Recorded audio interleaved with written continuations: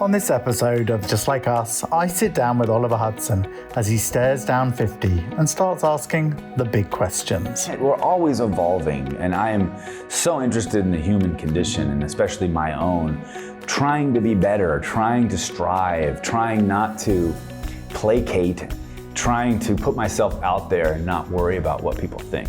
A dad who's just hoping he's not screwing up his kids too much. So I always say it's not about if we screw up our kids, it's about to what degree. Yeah. You know, I mean, we're all trying our best. We're never gonna get it right.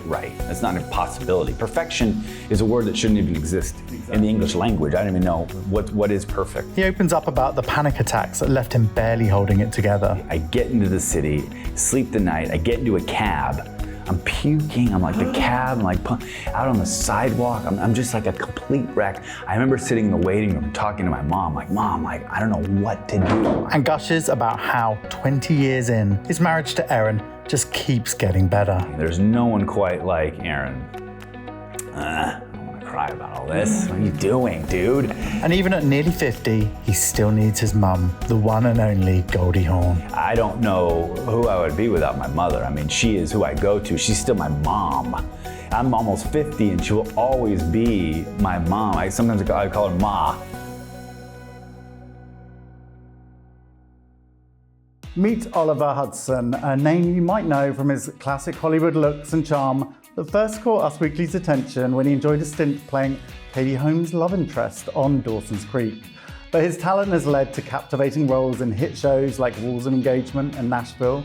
He's also an accomplished broadcaster as co-host of the brilliant podcast Sibling Revelry with his sister Kate Hudson. Yes, he is Hollywood royalty. His mum is Goldie Hawn and stepdad is Kurt Russell, but Oliver is more than just a famous last name. He's a passionate storyteller, a devoted father, and an advocate for embracing vulnerability and destigmatizing mental health. Oliver has said that big stars are often perceived to have everything, but that doesn't mean everything is shiny and perfect, and they have mental health issues too, and that we're all human beings. So he's perfect for our first guest of this video series. Today, we'll chat to Oliver about his joyful new role as host of the Gingerbread Land, the biggest little holiday competition, but also explore how he's navigated the pressures of the industry to finding his own voice beyond the shadow of his famous family. Welcome. Wow, was I supposed to hear that? You were. Were you blushing? I need a copy of that because I'm gonna use that for my bio. Okay, you're welcome. You're very welcome. That was the greatest introduction that I have ever had in my life, hands down. I mean, I got emotional at my own self. Well, you've done a lot of good work, so it was very easy to write. That was great. We'd like to open with a little ritual. Yeah. We have some gingerbread here, Great. so cheers. Cheers. Mm-hmm. So this show looks so super fun. What made you do it? I got a call about hosting. And it's something that I'd wanted to do for a while. And I'm not necessarily a manifester, even though that is like sort of the big buzzy thing right now. I manifested it. And actually on my podcast, I had someone who was in that field who comes from the science side of what manifestation really is. It was very interesting. It wasn't like, oh, I want 24 inches of snow because I'm gonna go skiing. I'm gonna manifest that. That's not how it works. It's not magical that way. There's actually something, scientific, chemical that happens in our brain. Neurophysics, so you put something out in the world and it comes exactly. back. Yeah. But there's something that you're subconsciously reprogramming your brain to, achieve certain things, and it may take a long time. Anyway, all that being said, in the last year, I've been thinking, man, I think I need to host because I love it, number one. I think I can be good at it. I like the spontaneity of it. I get to be myself. And it was just this overall feeling of like, I think I can do that. And then boom, I get this call. I guess it's an extension of the work you've done on the podcast as well. Yeah, exactly. I think you're right. I mean, that was part of the reason they listened to the show, the podcast, and I guess they could see that I could, chat it up. And I got the offer on this gig, and I was immediate yes. Honestly, I was like, "This is fun." Are you a big holiday guy? Naturally? Yeah, exactly. There was that as well. So my family is very traditional and very much into Christmas. And when the opportunity arose to actually host something in the Christmas world, in the baking world as well, which I watch all. I watch all You the watch all shows. the baking I watch shows? baking shows. I watch cooking shows. You know, so I live with a baker, so I understand. Oh, do you? The risks of baking. Oh yeah. No, exactly.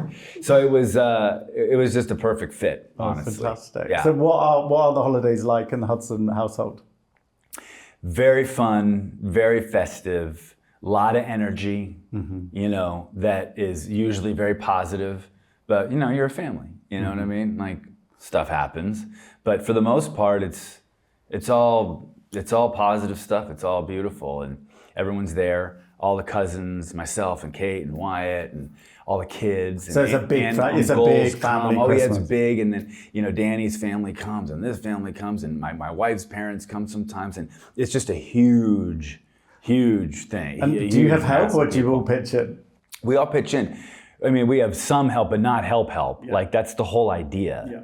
It's like we're self-sustaining. Like we need to do our dishes, and mom is on the kids. I mean, it's like a very typical tableau of what a family might look like. Like the grandmother saying, "Okay, kids, take your bowls to the sink," you know, and then me as a dad saying, "Wilder, yeah, take your bowl. What are you doing?" You know. So who does more washing up, you or Kate? Because I saw there was an Instagram recently. Yeah. I'm gonna say I do more washing, but my mom does. My mom washes dishes. Really? Yeah, she's so funny. She's just. I'm like, Mom, let me do it. Let me take care of it. And I got it. You know.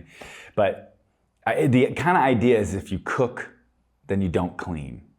I believe in that philosophy as well. We have that in our house. So I like that stars are just like us. They're splitting the chores. That's why I like to cook, because I would rather cook than clean. I'll tell you that. That's great. Are there any traditions that you do as a family that you do every year, like the whole Hudson clan, that this is non-negotiable, we have to do this? Like games, baking? Yeah. Well, there's nothing odd. Again, when I go back to the tradition, you know, it's very much Christmas Eve is big. That's when we do the Christmas tree, lights, ornaments. Everyone starts drinking. Christmas music is on. And kids are back from skiing, and it's just got that sort of log cabin, old school vibe.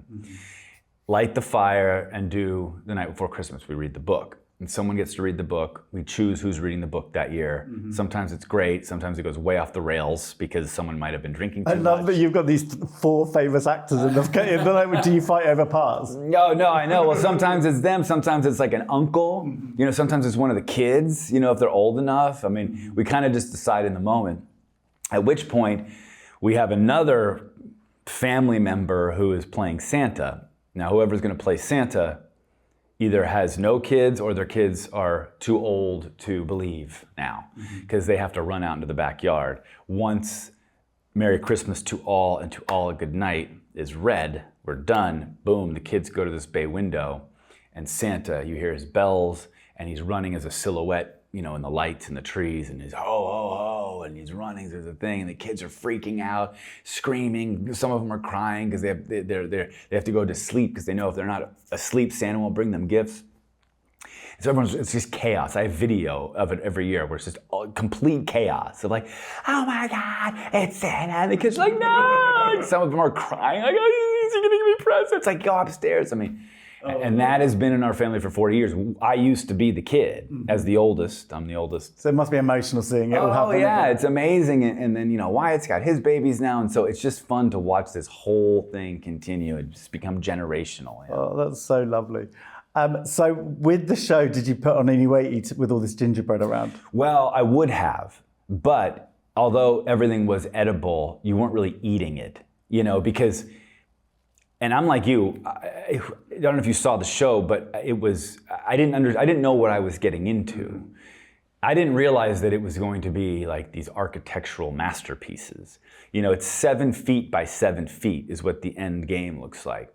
And they've built out an entire community, and it's beautiful. I mean, it is artwork. It's not necessarily like, let me crack that off and eat it. I mean, Joanna Gaines is one of your judges on the final round. I don't expect anything less. Was she demanding it to be a modern farmhouse with clean lines? Yeah, no. Well, that's what was fun about it is that there were different tableaus, and each team were assigned that. So there was like coastal, there is mid-century modern, there's Mediterranean.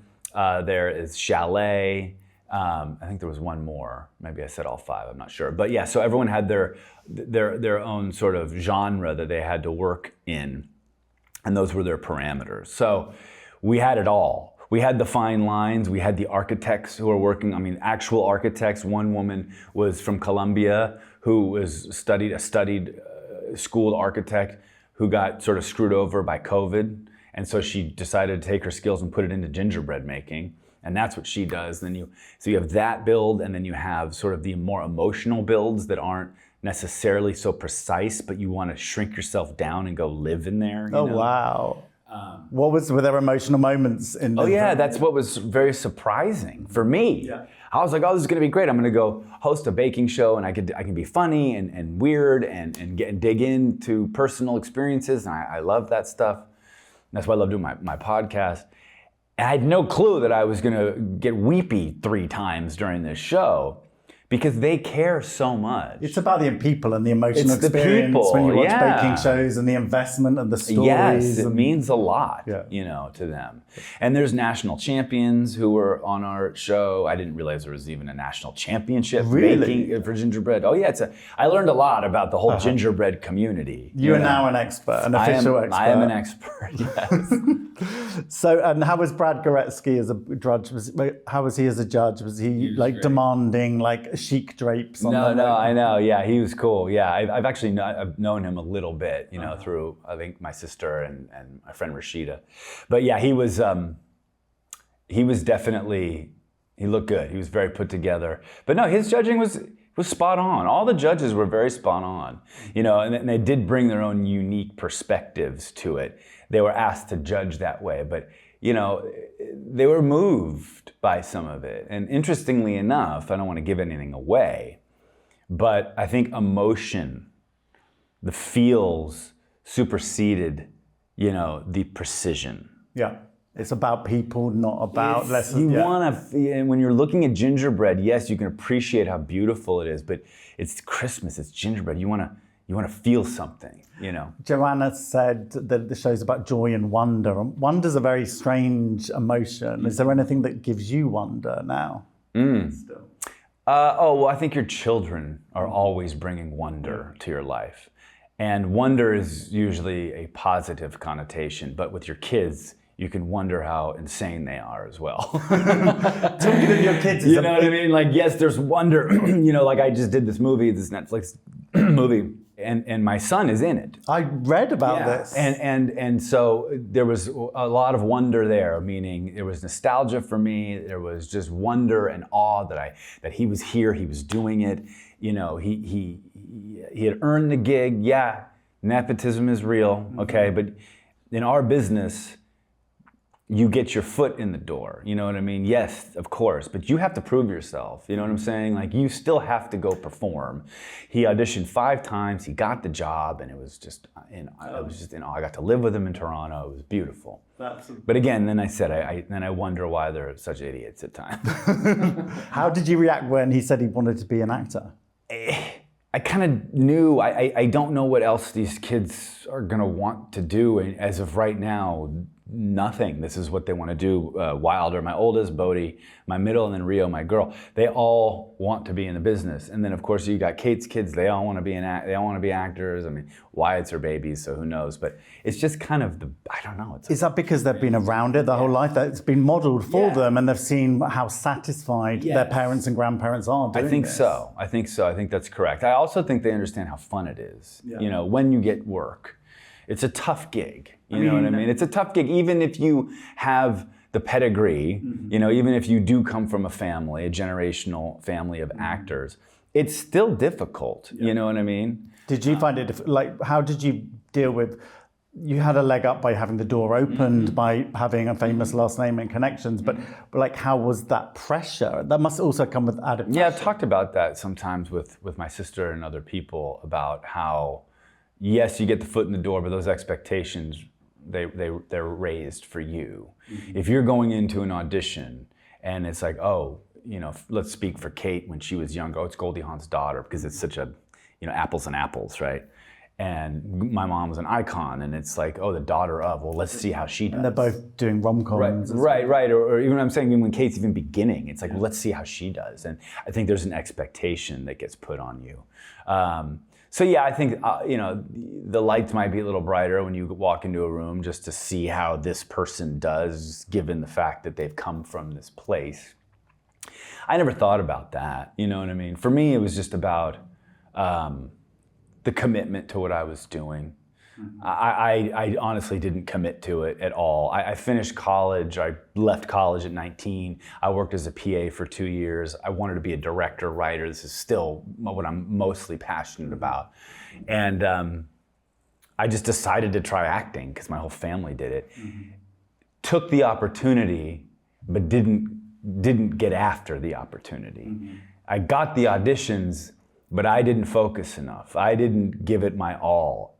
And not to get into my own psychology here, but I think for me, the harder I tried, the further I would fall.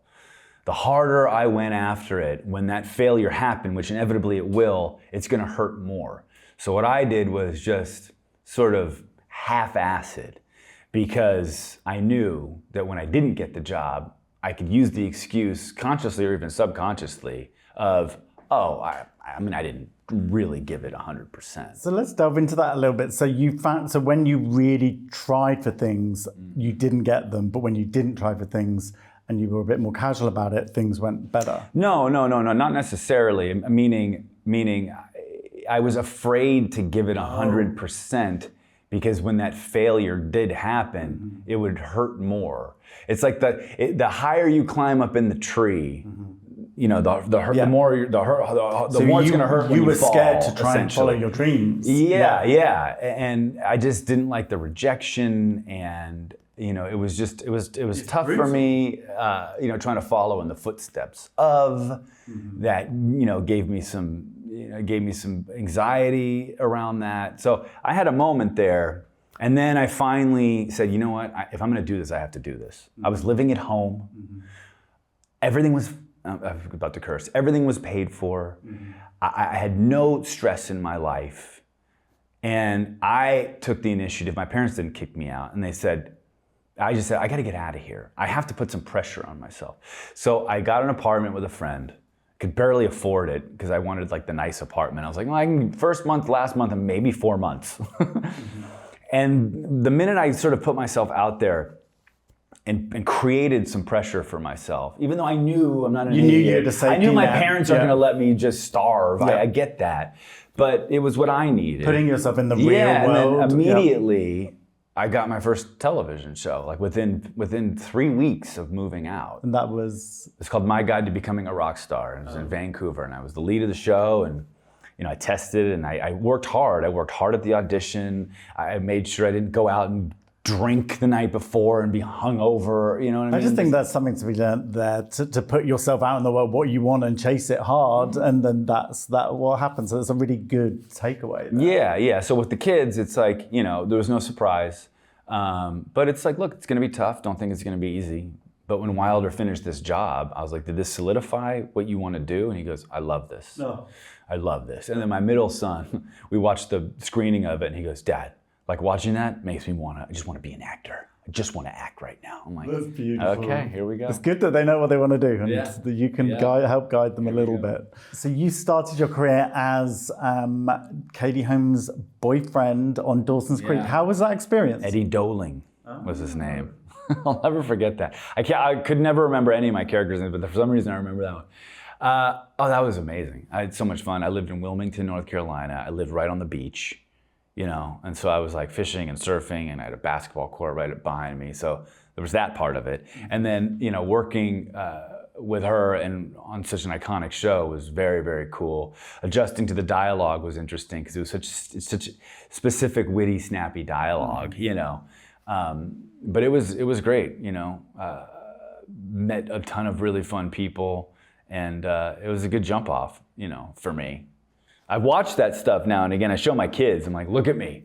They're like, oh my God, Dad. I'm 24, 25 years old. I mean, it's crazy. Do they recognize you? Yeah, I mean, it's unbelievable to them how young I look. And it's unbelievable to me, too. I'm like, Jesus. And you're playing a 17-year-old. Yeah, exactly. And it's just kind of like, what is happening here? So when I was at school, Private Benjamin, the movie, was my favorite movie, and I think we're roughly the same age. Yeah. Like, how was it going to school when your mum was like an icon and on everybody's TV screens? Yeah.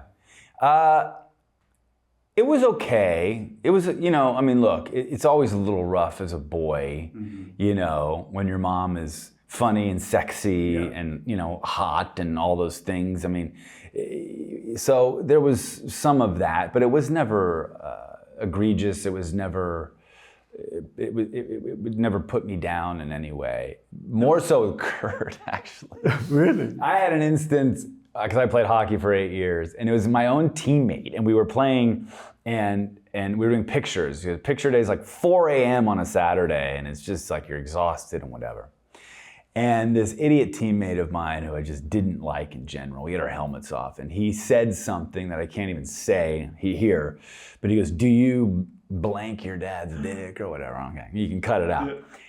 And just, no, blank Kurt Russell's blomp. Yeah. And I lost it, just glove off. Just hauled into him, just got on the ice and started fighting him.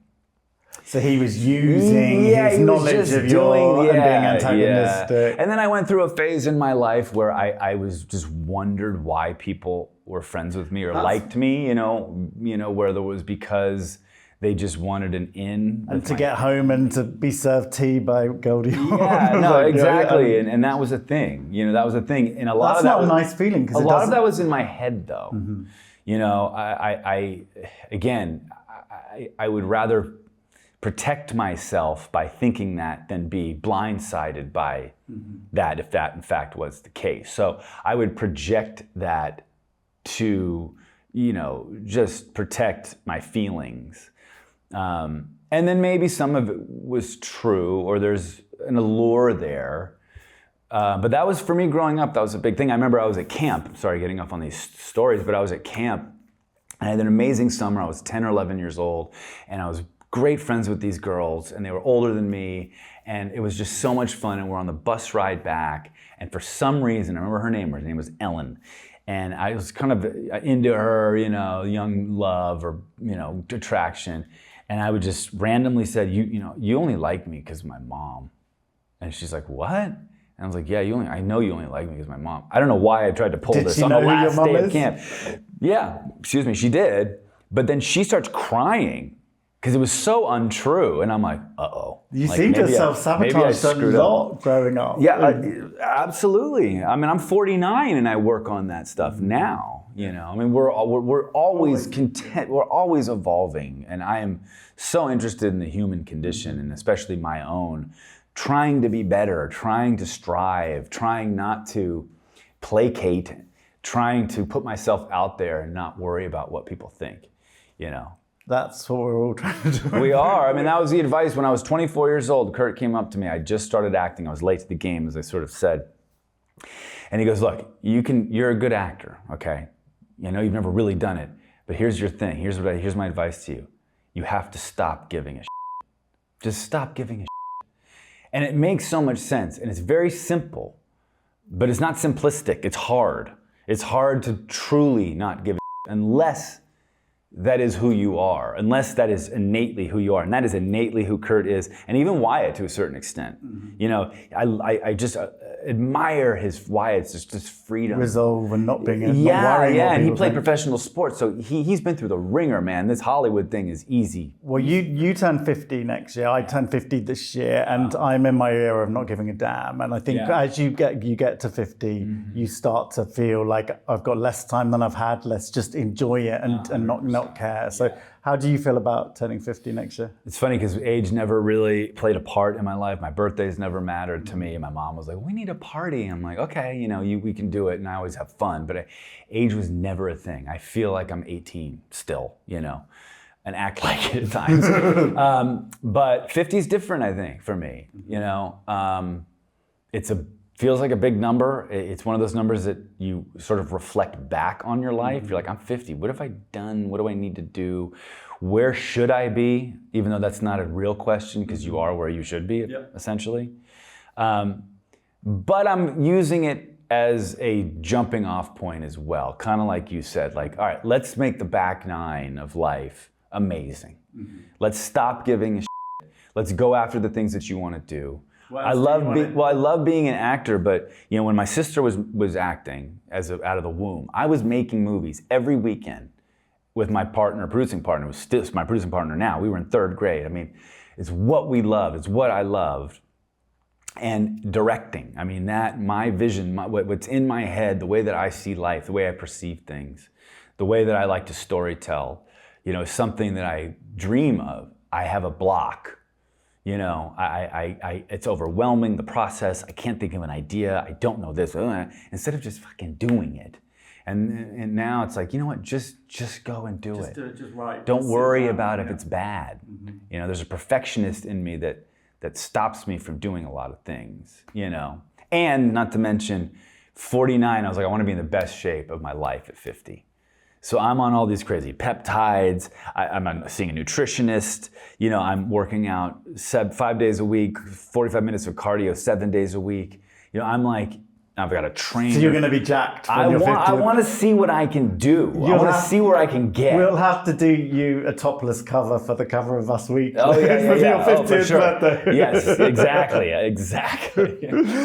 Back to your upbringing. Like, is there something from your upbringing with Kurt and Goldie that you now catch yourself passing on to your kids, like unintentionally or intentionally that work? Yeah. It's a good question. It's funny because obviously, Kurt's not my blood father, but I have a lot of his mannerisms and sometimes my inflections, the way that I get angry, sometimes the way that I get excited and praise. Because, Kurt, I call him Pa. Pa is just he's just got so much life force in him, and when he loves hard, and when he laughs hard, and when he is opinionated, he opinionates hard, and it's the beautiful thing about him.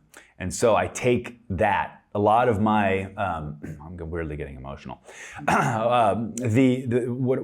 With his, with his sort of life force, when he gets loud and he gets big. When I get big, I find my inflections, the way that I speak, very similar to him. That's lovely. And then just raising your children. Like, you can't help but mirror all the great things that your parents gave to you, I think it's normal for us to pick and choose. Because I always say it's not about if we screw up our kids, it's about to what degree. We're all trying our best. We're never going to get it right. That's not an impossibility. Perfection is a word that shouldn't even exist in the English language. I don't even know what is perfect, So I find myself, doing things like Kurt does. For me personally, what he did for me took me from sort of a little scared boy who was a mama's boy and taught me how to be alone, taught me independence, the freedom of sort of being able to find your way and not have to rely on people, a toughness. He made me the man that I am, 100%.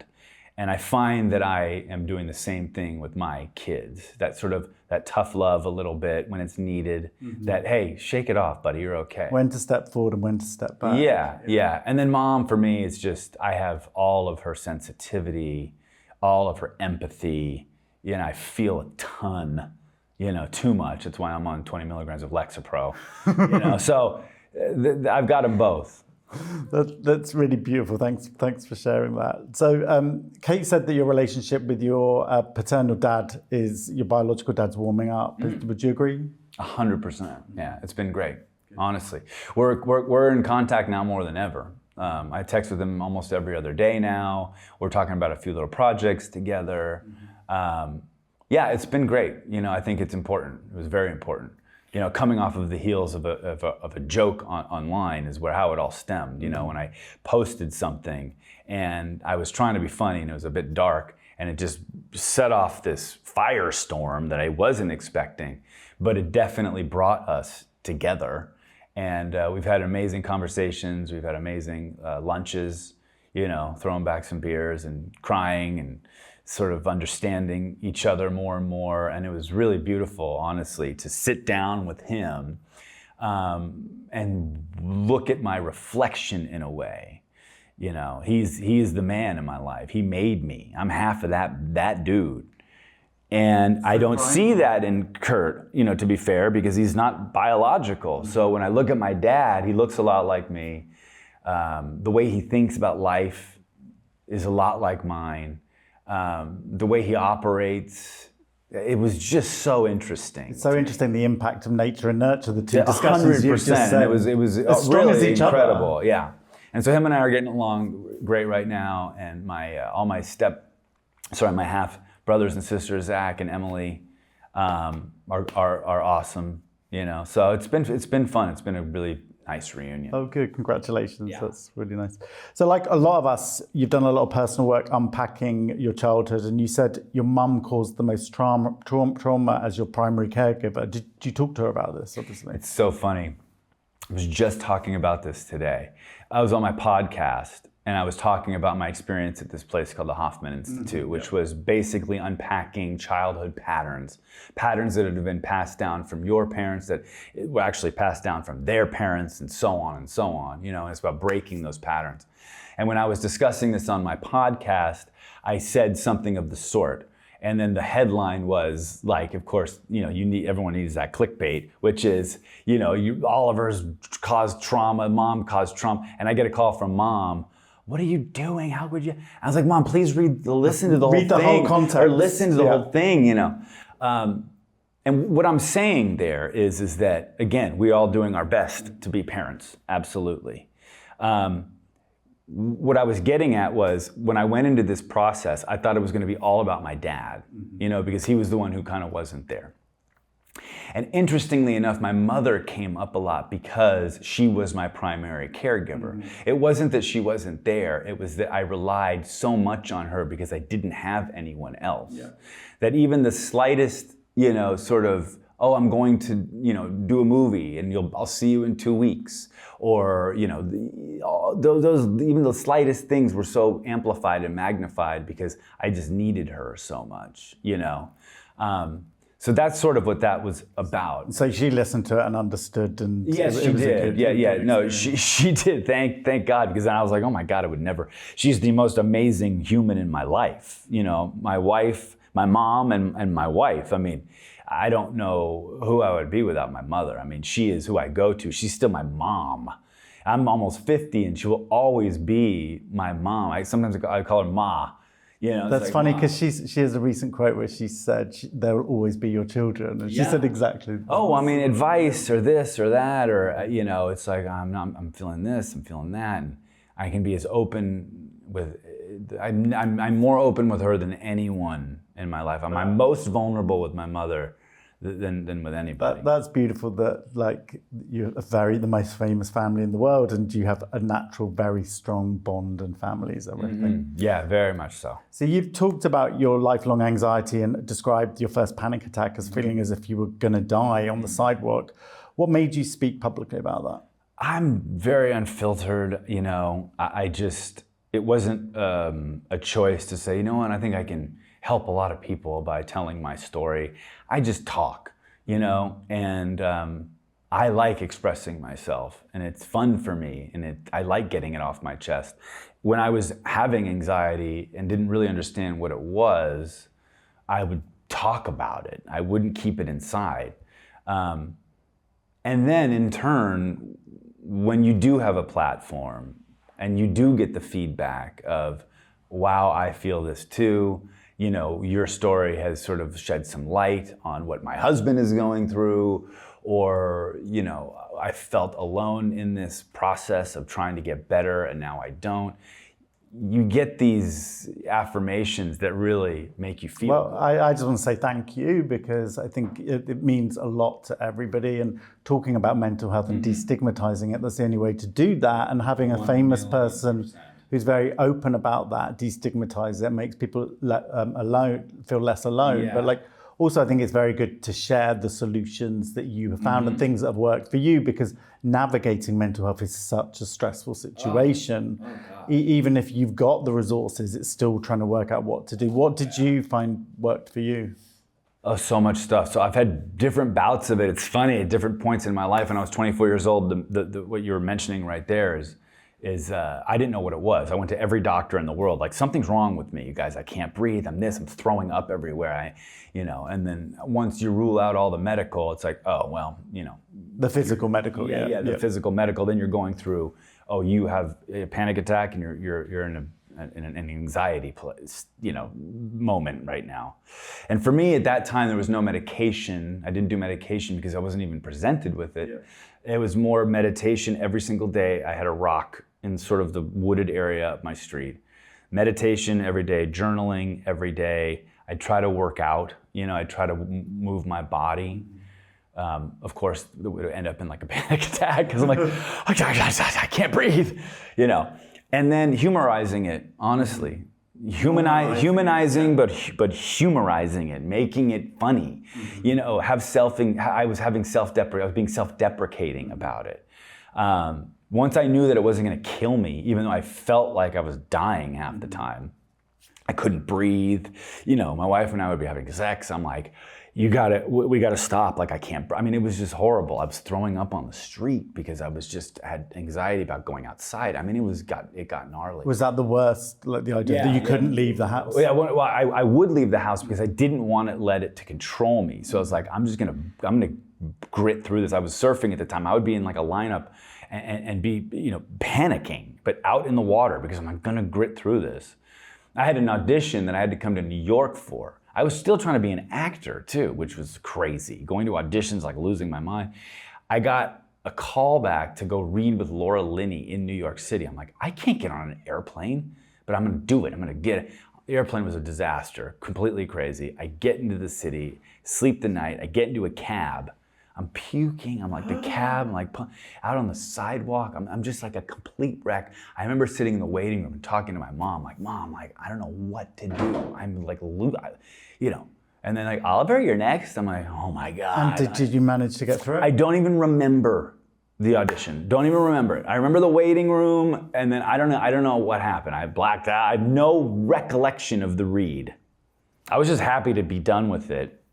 So anyway, went through all that. You didn't get the movie. You did not get the movie. I think it was called P.S. I Love You. I think that was the name. I think Topher Grace ended up doing it. But I went through that. It was all the journaling and the meditation and all that, and I was able to sort of bring myself back into some semblance of reality. But there was a residual feeling, and that's when I went on Celexa. That's when my doctor said, "Here, try this," and then it sort of eased it. But then there were two other more major bouts of it as well in my adulthood, where it just took on a different role after having kids, which was, crazy, man. Crazy. I tried to wean off of my medication. And you had bad withdrawals. Yeah, I had horrible, and it was just so gnarly. And I was in Colorado, and I was trying to be a dad and downhill mountain biking and being with my kids.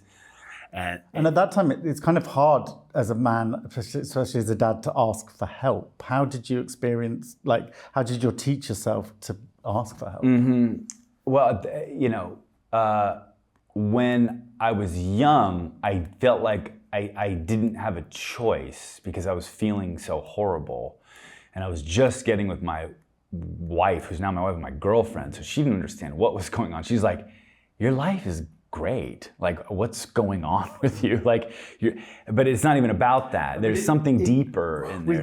It's human nature to try and pinpoint a cause with mental health. I've had issues of people very close to me, but it's not a cause and effect. No. Like, did you ever try to think about what happened? What led to this? Yeah, I mean, I think in the beginning, yes. I think for me at the time, I was trying to be an actor. I had put a lot of pressure on myself. I wasn't taking it seriously, like I told you. My sister was blowing up. My parents were big. I'm like, where do I belong in this? What am I doing? It was sort of like a quarter life crisis, where I'm 24, 25 years old, and boom, everything just goes to shit, and it just short circuits. That must have been complicated when Kate became one of the biggest stars in the world after your mum as well, and you're thinking of that world. How was that? That was not even a thing. I mean, the pride that I have for my family is enormous. Yeah. You know what I mean? There's always envy. On my podcast when we have celebrities and their siblings on, I'm always asking, like, are you jealous? Is there any envy there? Everyone's like, no. I'm like, dude, come on. There's something there. I mean, the great one was Chad Lowe. We had Chad and Rob on, and I asked the question. Chad's like, are you kidding? Of course. He's like, look at this guy. He's like, what are you, nuts? What kind of question? I was like, I was laughing, and I was like, dude, for sure. That's what I love about the podcast. It's so honest and full transparency. Yeah. There's nothing is off the table. There's envy. There's not jealousy or wishing ill at all, but there's like this feeling of like, that looks like so much fun working with that person and being able to sort of rehearse and explore and work with those creatives. So it inspired you. Like, that's a good, when your friends and your family are successful, it can inspire you to strive 100%. For more. And I just watched Kate's movie, Song Sung Blue, which is phenomenal. And she is phenomenal. She's gonna be nominated for everything, and I hope she wins because she's incredible in it. And it was extremely inspiring and very emotional for me, watching her come back to where she belongs. She's an incredible talent, incredible actor, and she's been in her business world for a minute, and I think now she's finally, she's still doing that, but she's got her stuff, and this movie is gonna show it. She's just awesome. I also love the side that you've, I think, brought out of her on the podcast. You kind of make her seem a little bit more relatable, more relax her. Do you feel like that? It's the push-pull. It's me going off the rails and her trying to bring me back. And there's no one I love to make laugh more than my sister, because her laugh is big and amazing. So when I get her going, it's just great. It's like a train where I make hard lefts and rights way off the track, and she's trying to like bring it back on the track. She's always like, Oliver. We had Michelle Obama on. Michelle Obama, casually. We had Michelle Obama on, and Michelle's team, and everyone was there. She goes, Michelle just wants to keep it casual, like everyone wants to dress casual and da da da. So, I put a suit on, like slick hair, suit, the whole thing. And she's like, what? I thought there was this Kate. Kate's like, what are you doing? She's in her leggings. Yeah, because it's like Michelle Obama. She's like, not I'm disrespecting her, but this is my. And then she's like, I thought it was casual. I'm like, it is. And then I stand up and back up, and I'm just wearing my underwear. Oh, I love that. It's just such a cat. Hollywood and the media have always for years had a pressure for everyone to be perfect. And one of the good things about social media, there aren't that many, is that it kind of allowed everyone to be more open and authentic and provided a safety for celebrities, particularly to tell their own stories. Like, how have you found that evolution? Yeah, I mean, I think if used correctly, I think it can be a very beautiful, beneficial tool.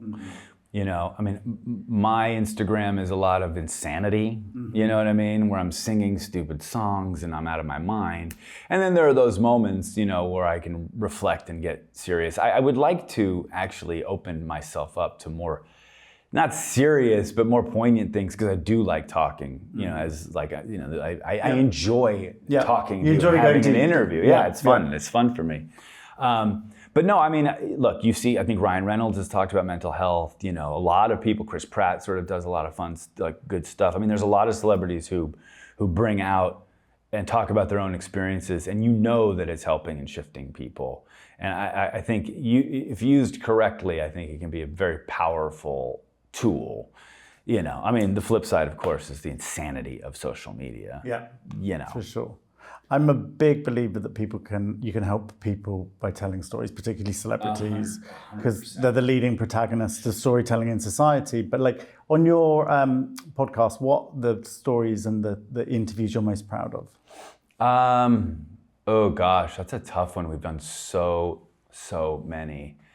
I mean, they go from completely crazy funny, like Bobby Lee and his brother, which was off the rails, and then we've got Michelle Obama and her brother, so it just runs this gambit. But then I love also talking, my favorite interviews aren't necessarily the celebrity ones, it's the people that we bring on who are interested in, the manifestors, the doctors, the psychologists. We had this guy, Matthew Johnson, on, who is the head of, the psilocybin research at Johns Hopkins. And that was about sort of, what mushroom therapy, what psilocybin therapy is doing. This was years ago. It's telling stories that can help people, that there's a takeaway that could change someone's life. I love that. Yeah. But it's always fun. It's always fun to chop it up with the celebrities and learn about their stories and the fun. But when the combination of the two, when celebrities tell stories like you are, that you can learn from, and it has even bigger impact because it goes to the masses, it reaches everybody. Well, to follow up on that, talking about the Hoffman Institute, I talk about it a bunch on my podcast because it always I bet their inquiries went up. So when you're at the process, at the end of it, you write sort of on these note cards of, who inspired you to go, and it's basically a thank you note with a personal story on it. And I have gotten hundreds sent to my house. And I keep all of them, every one of them. And every time I read every one, I get emotional. Every one. Because you're helping people. It's like amazing. It's a byproduct of me just talking and telling my story. But when you get these letters, like I heard about this process through you, I was intrigued. I'm here now, and my life has changed. You're like, oh shit. That's awesome. I mean, it's amazing. Of course, every time I bring up the Hoffman process now, Kate's like, we know you went to the Hoffman process. I love that. Well, that's the beauty of the podcast and the beauty of the sibling relationships. You give each other a hard time. Of course. What's the secret about Kate, like that she's so down to earth that we don't know, like anything that she does that's so down to earth? Well, you would think someone of her stature has things done for her. She does everything. Everything on her own. Yeah. I mean, she is an amazing cook. She's an incredible baker. She just is an all hands on deck mother. She's amazing that way. What's your favorite thing that Kate makes? Banana cream pie. Oh, I don't like bananas. Sorry, Kate. Do you not? It's my favorite. It's my favorite pie.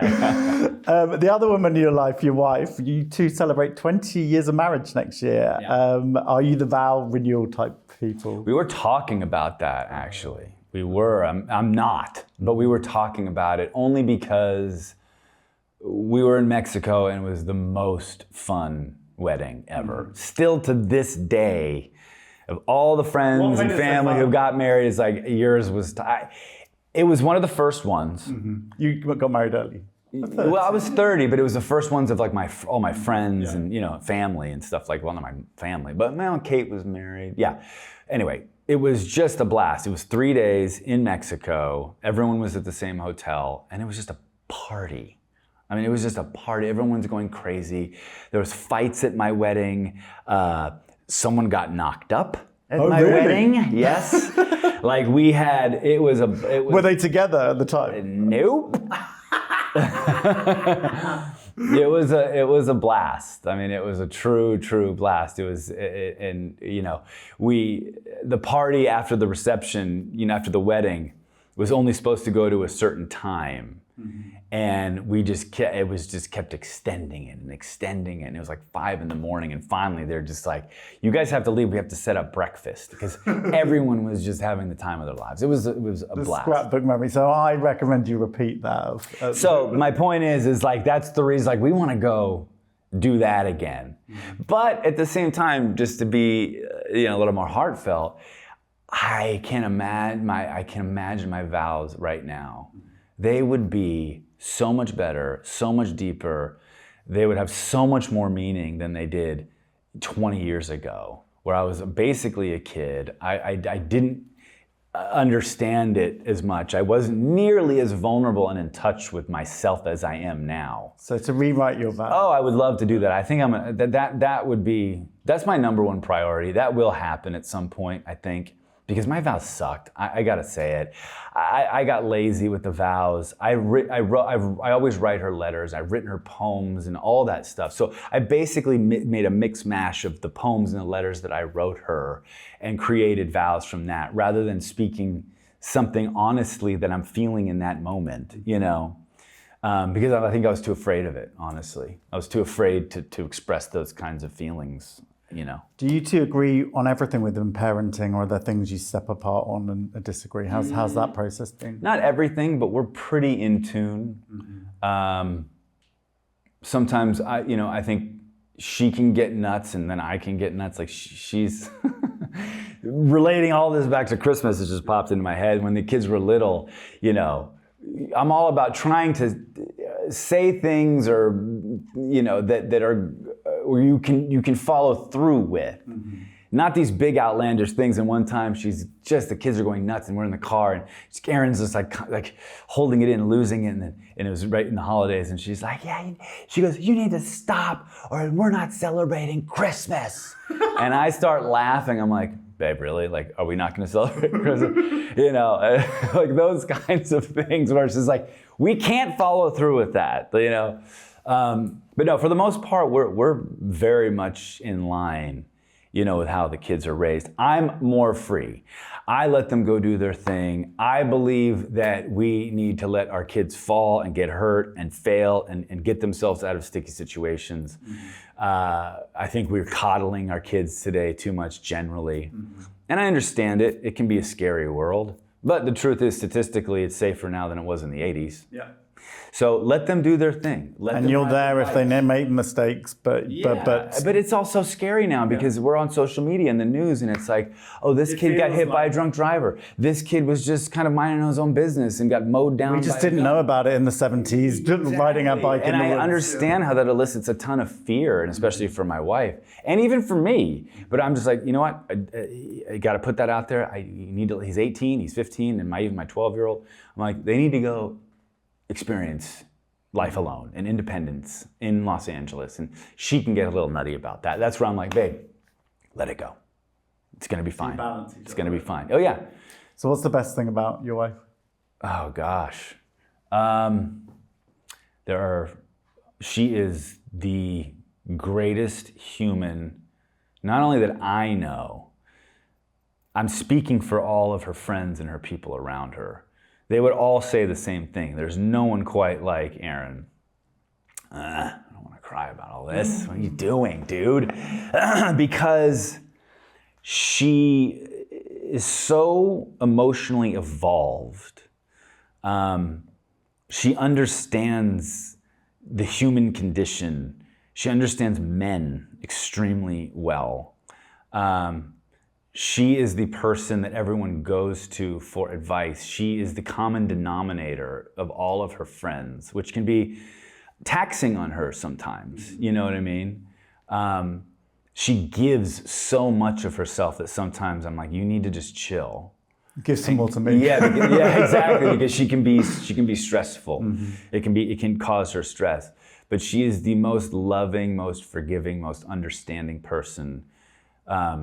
And it's reciprocated in that she lets me do what I want to do and I let her do what she wants to do. She knows I love to fish and golf and do my thing. She knows that I need space sometimes and I can get a little nuts, you know, as far as my anxiety goes, because even though I'm on medication and I do my work, it's still there.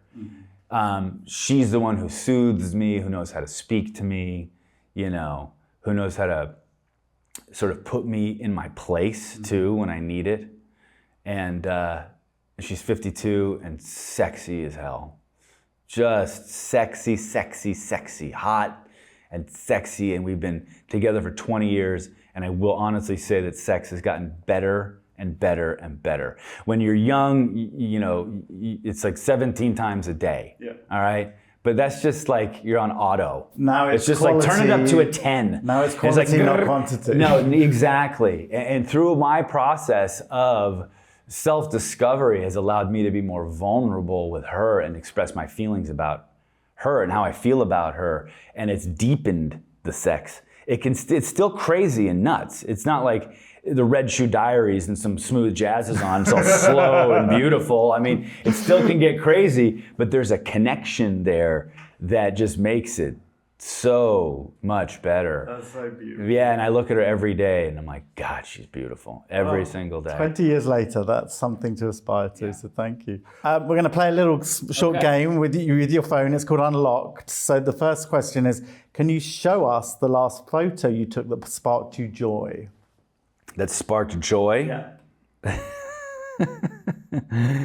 That's not joy. That's my son. When is Hugh Hefner? That's an emotion for sure. Yeah, it was great. He went as Hugh Hefner, my boy, my 18-year-old boy. I'm like, do you know who Hugh Hefner is? He's like, yeah. Can you show us an unfinished note on your phone?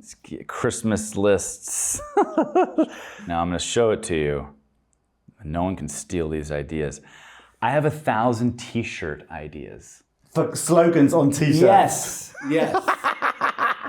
I don't know why they pop into my mind. Inside the brain of Oliver Hudson. This is amazing. What's your most played playlist or artist usually? I grew up on 90s hip hop and 90s R&B, and of course, classic rock and all that stuff.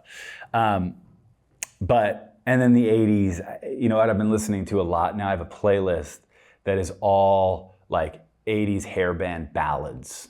And I've been like killing that. Oh yeah, because I just sing it. I mean, it's like nostalgic for me when I was a kid. That's just like, White Snake, and Sebastian Bach and Bon Jovi, all those as like long ballads. As it brings you joy, that's great. How about your Uber rating? I've never checked my Uber rating. How do you find it?